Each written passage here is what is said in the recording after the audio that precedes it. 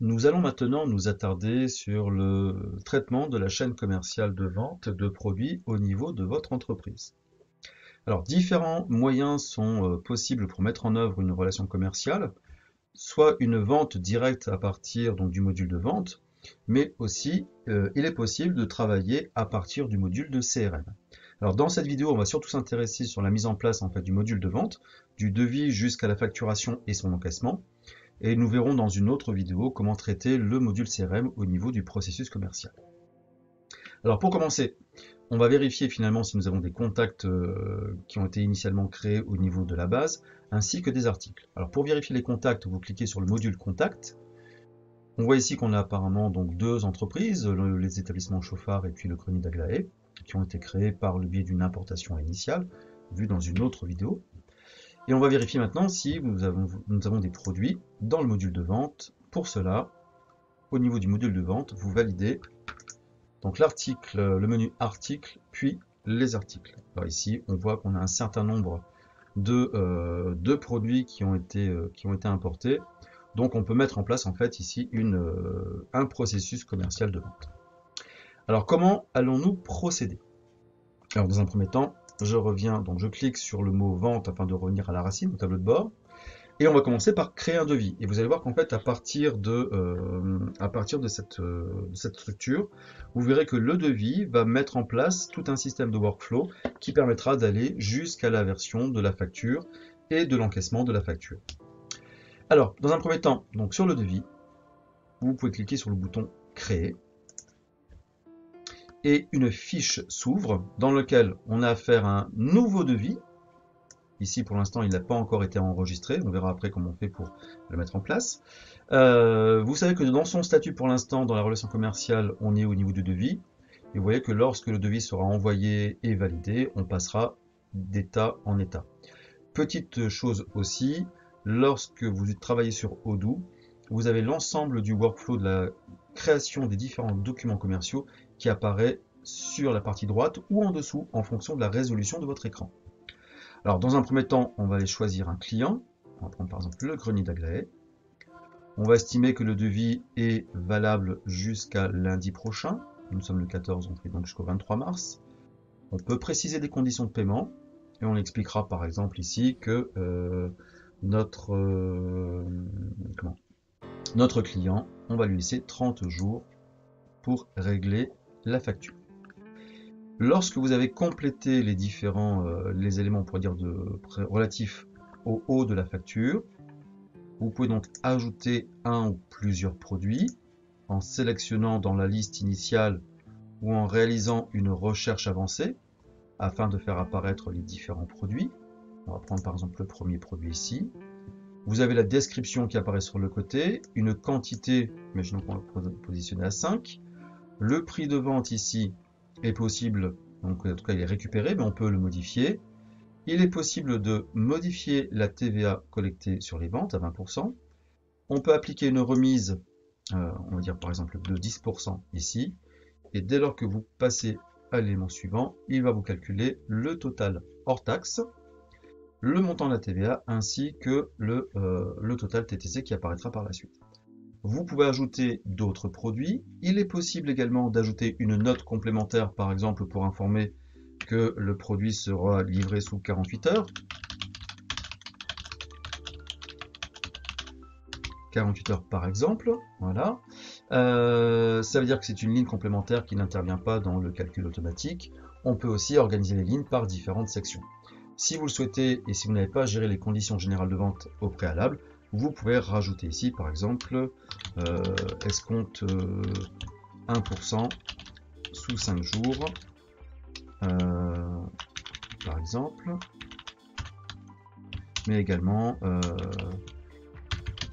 pénalité de retard de 1,5% du montant hors taxe par jour de retard. Bien sûr, ici, si vous avez précisé les conditions générales de vente au préalable dans les paramètres, dans les paramétrages de la société, là, elles apparaîtront de manière automatique. Alors, votre devis ici, vous voyez qu'en fait, on a deux possibilités.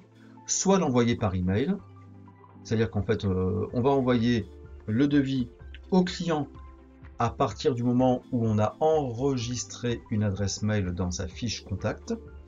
Si par contre vous souhaitez que l'élève valide automatiquement, par exemple c'est un client comptoir qui vient et qui valide directement le devis, vous avez le bouton confirmer. C'est-à-dire qu'ici, si je clique par envoyer par email, il va passer en devis envoyé. Si je clique sur confirmer, il va passer directement à l'état de bon de commande.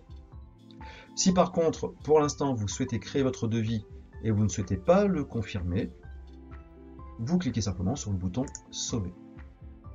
Donc là ici, ça veut dire que le devis a été créé et vous voyez que dès lors, vous avez donc un numéro d'identification du devis qui commence par la lettre S. S à chaque fois pour chaque devis qui a été créé. Imaginons que notre client a validé le devis, qu'il l'accepte. Vous pouvez cliquer sur le bouton confirmer. Donc ici, votre bon de commande vient d'être créé. Ce bon de commande a le même numéro que le devis. Pour rappel, un bon de commande, c'est simplement un devis qui a changé de statut puisqu'il a été signé et accepté par le client. Dès lors que vous avez réalisé ici ce devis, logiquement, si vous avez paramétré, on pourrait dire correctement, en tout cas les produits, etc., normalement, il y a la possibilité de traiter, en fait, normalement, une livraison, qui n'apparaît pas ici. On va passer rapidement parce que le bon de livraison, quoi qu'il en soit, ne pose pas trop de soucis en la matière. Je referai une autre vidéo spécifique pour traiter le bon de livraison. Mais imaginons que par exemple ici, on a demandé à ce que nos produits qui ont été validés, eh bien, il y a une facture d'acompte de 50%, de 30%, on va dire plutôt, à la commande et le solde à 30 jours. Ça veut dire que dans notre cas, on va devoir créer une première facture d'un montant de 30% du montant initial que l'on va encaisser. Et ensuite, nous devrons générer une deuxième commande sous paiement à 30 jours. Alors, comment faire? Dans un premier temps, vous créez la facture. Cette facture est une facture d'acompte, puisque c'est au moment de la validation du bon de commande. Le montant de l'escompte ici est exprimé en pourcentage, on positionne donc 30%. Et il ne nous reste plus qu'à cliquer sur le bouton créer et afficher la facture. Vous voyez ici que votre facture a été réalisée, toujours à partir du devis S03. La facture est en brouillon parce qu'elle n'a pas encore été validée. Vous pouvez faire une impression de ce document à partir du bouton ici imprimer. Vous pouvez imprimer les factures et les factures sans paiement. Donc facture sans paiement, ça signifie que là pour l'instant ça n'a pas été payé. Donc dans un premier temps, on va prendre facture sans paiement. Donc vous allez voir qu'ici, il nous propose donc une facture en brouillon qui apparaît. D'accord, bon, effectivement, tout n'a pas été terminé, mais on a bien un acompte de 30% qui a été créé. Voilà. Alors, revenons ici. Cette facture est en brouillon, elle est validée et elle sera réglée immédiatement par chèque. Alors, petite chose, date de facturation, le problème c'est qu'il faut quand même penser à mettre la date de facturation. Alors pour cela, avant de confirmer, vous cliquez sur le bouton modifier, vous choisissez la date de facturation, on va dire c'était livré le 21, on va mettre la date de 21, voilà. Effectivement, il va nous dire attention, il y a un problème puisque c'est une facturation après la date d'aujourd'hui. Vous sauvez votre facture. Vous avez donc ici effectivement la date qui apparaît. Il ne vous reste plus qu'à confirmer votre facture. Et vous voyez que du coup votre facture est passée de l'état de brouillon à l'état de comptabilisé.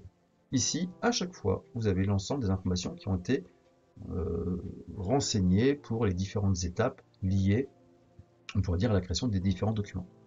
Le fait d'avoir comptabilisé votre facture, et en tout cas enregistré la facture, vous avez un onglet écriture comptable qui apparaît, faisant apparaître l'écriture comptable ici de la facture de versement d'un acompte. Voilà, donc ici, on se retrouve sur la facture d'acompte. Maintenant, cette facture a été réglée à la date du 21. Vous pouvez donc, dès lors qu'elle a été comptabilisée, enregistrer un paiement en cliquant sur le bouton. Vous récupérez le journal, en fait, ici, donc le relevé de banque. Par rapport à cela, le moyen de paiement est manuel. Le compte bancaire, par défaut, puisqu'il a été créé et paramétré au niveau de la société, est automatiquement renseigné. Vérifiez bien que le montant qui apparaît ici correspond bien au montant TTC du client. Et vous avez donc ici le mémo de la pièce comptable en fait de la facture associée. le fait de cliquer sur le bouton créer un paiement, vous allez voir que du coup votre facture apparaît en paiement et le montant final restant dû est bien de 0 puisqu'il a été payé à telle date. Alors effectivement, la facturation ici a un petit souci. La facturation apparaît au 23, or elle est payée le 14. Pourquoi? Parce qu'en fait c'est la date du jour. Donc c'est un élément aussi à faire attention quand vous créez vos sujets. Si vous antidatez, on pourrait dire vous déplacez les dates, toujours faire attention par rapport, en fait ici, ne pas en tenir compte puisque ça correspond à une gestion en temps réel. Vous pouvez imprimer votre facture avec le bouton imprimer, facture. Comme tout à l'heure, il nous propose une facture et le document PDF nous fait apparaître le montant dû, le montant payé et le montant restant dû par rapport à cette facture d'acompte. Revenons sur Odoo. Et maintenant, ce qui serait intéressant, c'est de savoir combien il nous reste à payer. Alors pour savoir ce qu'il nous reste à payer et donc la nouvelle facture à créer, eh bien, évitez surtout de revenir soit sur le sélecteur d'application, soit sur le module vente, soit sur le bouton précédent. Vous avez à chaque fois en haut un chenillard, en fait, on pourrait dire, de l'arborescence des différents documents. Et on sait que le document qui est à l'origine de cette facture est un devis numéro S03. Il vous suffit simplement de recliquer sur le numéro du devis afin de revenir donc à l'origine. Et vous voyez apparaître ici une facture, la facture qui a été réalisée. Dans le même temps, le devis initial, la pièce commerciale qui a été réalisée, nous fait bien apparaître le montant et vous voyez ici eh bien, le rappel de l'acompte qui a été versé pour un montant hors taxe 2. Ce qui veut dire que il ne nous restera maintenant plus qu'à régler, ou en tout cas qu'à créer la deuxième facture avec une échéance de 30 jours. Alors comment faire? Eh bien, vous avez à nouveau le bouton créer la facture qui vous permettra donc ici de créer une facture non pas avec un acompte mais une facture normale dans lequel il faudra penser à déduire les acomptes. Il ne vous reste plus qu'à cliquer sur créer et afficher la facture. Et là, donc là vous arrivez dans le module des factures. La première facture qui avait été réalisée, elle était en paiement et a été comptabilisée, qui correspond à l'acompte. Vous voyez que le numéro ici a été mentionné. Par contre, la deuxième facture qui apparaît ici, dans une échéance de 30 jours, n'a pas de numéro parce qu'elle est encore en brouillon. Pour valider la facture, il vous suffit de cliquer sur la ligne de cette facture. Vous revérifiez bien qu'effectivement ici, il y a donc un acompte d'un montant hors taxe de 3 780 € qui a été réalisé. Il vous reste donc un total global à payer de 10 584 €. La date de la facturation, il faudra bien sûr la modifier. On va la remettre à la date du 21, sachant que la facture reste payable à 30 jours. Et vous voyez que le journal de comptabilisation de l'écriture comptable, c'est donc ici la facture des clients, donc en fait facture de vente, en tout cas le journal de vente. On retrouve les écritures comptables dans lesquelles vous voyez apparaître d'une part les ventes, mais aussi l'acompte qui a été comptabilisé. Donc il ne vous reste plus qu'à confirmer votre facture, et le fait de confirmer la facture va recevoir un nouveau numéro.